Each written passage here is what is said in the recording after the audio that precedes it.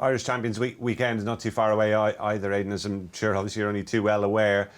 How have you found things so far in terms of gearing horses' preparation to that? There was a little bit of uncertainty about the meeting initially, but Yeah. full steam ahead now. Yeah, listen, we're looking forward to that, Gary. It's just, like, it's made such a difference to Irish racing, really racing all over the world, because it's the perfect weekend.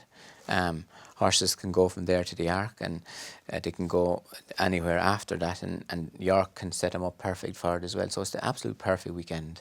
After that, the ground can get funny, it can be gone. Usually the ground is nice there on both tracks. It's not like, we've been just so lucky with that, to have that slot and have the races, and I think it's a credit to everybody who put it together, but it has made such a difference for all our ratings, for all the horses through the whole year. They all kind of stack up from that. Usually come that time of the year, you kind of know the best trips for horses, and they usually play against each other, then the best horses at those trips, really. And I guess hopefully by the time that comes round, maybe you'll be back somewhere near level par with the 2-year-olds in terms of sorting through those. Yeah, but we're hoping, Gary, that will happen. That they're not sick in any way. They're just a little bit under the radar. So we're hoping by training them easily, quietly, that they will come out of it and they'll come back on fire themselves. You can never be sure of that. But that's what you're hoping will happen. Listen, the next couple of weeks are going to tell us. They just felt that the spring got lengthened out too much, and then we ran them, and then we backed them up and probably trained them that time, and it just didn't work. But listen, they're running respectable, and hopefully, like what you said, hopefully they'll be back on song again then, because you'll have to, because they're very competitive races. I mean, you're at this job a long time. It won't be the first time you've been in a situation like this, will it? Oh no, not at all.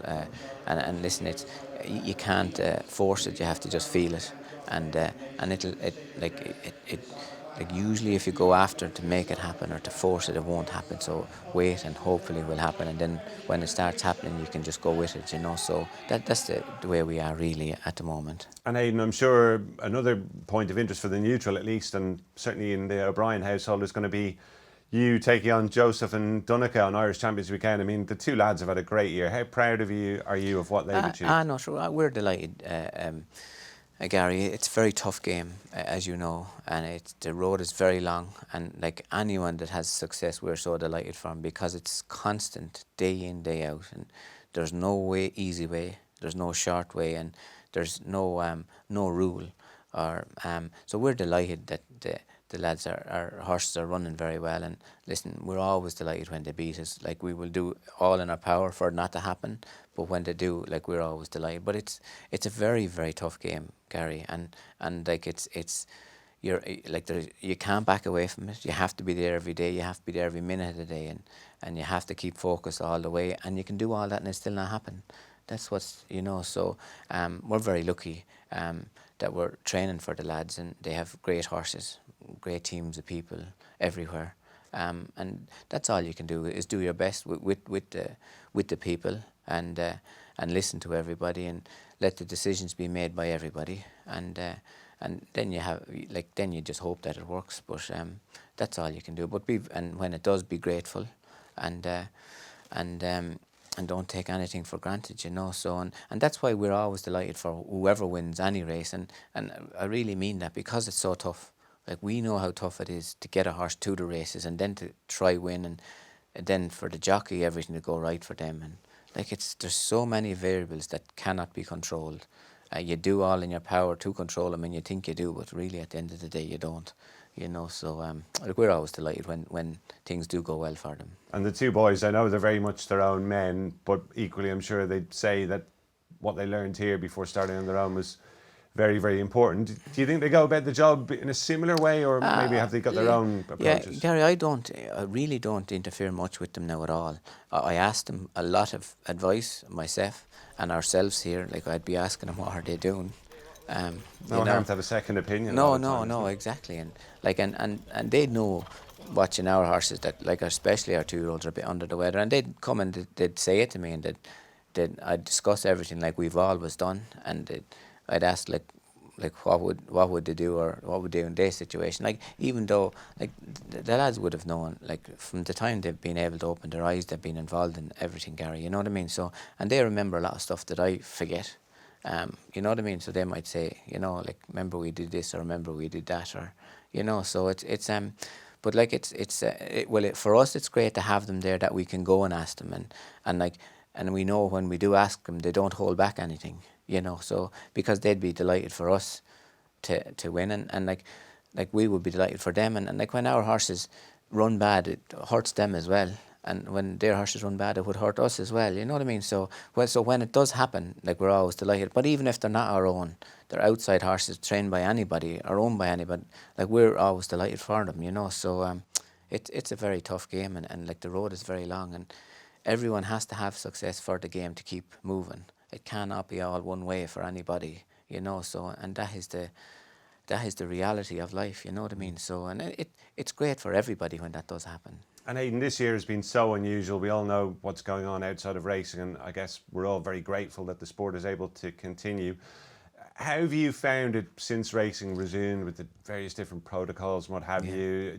Do you find it enjoyable to be involved as ever, or are things a bit different? Listen, it's very strange, Gary. Like, we're always delighted that racing is going on, because what people have to remember is, us at the races is a small part of it. It's when you broadcast what goes on at the races outside. Like, I've always been very conscious of the people that are at home, and the people don't ever get to go racing. The older people and other people that would be in other situations, and like, people that their thing would be to go into the bookie's office, or go anywhere or go wait to look at the paper to have a bet, or to talk to their friends about. There's so many people all over the world that are focused on it, and it's such a big part of their life that we have no idea about, and it makes them feel good watching racing, and makes them feel good, something to look forward to, you know. So like, I'm always very conscious, or we're always very conscious of that, you know. At the races, it's very, like, there's unbelievable that racing is going on for everyone in the business, because there's so many people's livelihood at stake, and if those people don't have that, they don't have a livelihood, so they can't raise their families, and they can't do a lot of stuff. So but at racing, it's very strange. Like, it's like, we all have to be very cautious. We can't really get too close to anyone. You can't shake anyone's hand. You can't pat anyone. All the stuff you're used to. You can't pat anyone on the back, and before the lads in the parade ring, you can't get up close, and like, you can't really have a laugh or a joke, because, you know what I mean, you can't talk in the parade ring after the race. Do you know, it's so strange things, you know, and obviously, like we're so delighted, like I say, so delighted racing has gone on, but it's a very weird situation for everyone, and I suppose the kindness and compassion and the friendly way that people like to be treated, like, no matter who they are, whether they're a fella looking over the rail, or a fella inside the parade ring or outside, all those people, like, love to feel special when you meet them, and you can't do that for the whole thing at the moment, you know. And so I suppose they're the things we would miss and feel sorry for, but that won't happen.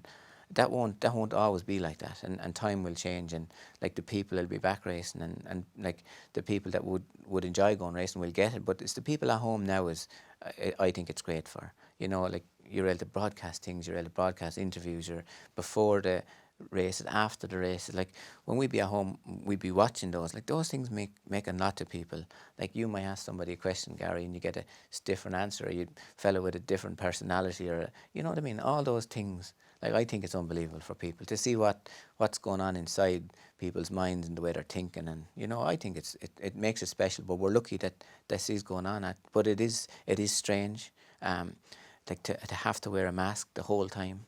You know, it's especially if you're wearing glasses. Oh, like listen, you and I. it's a disaster, because I can't see a thing with the mask and glasses. My glasses fog up. I take off my glasses, I can't see. So it's you know. But listen, it's important, because like, obviously we know now that somebody can have this thing and have no symptoms, and can be spread to other people.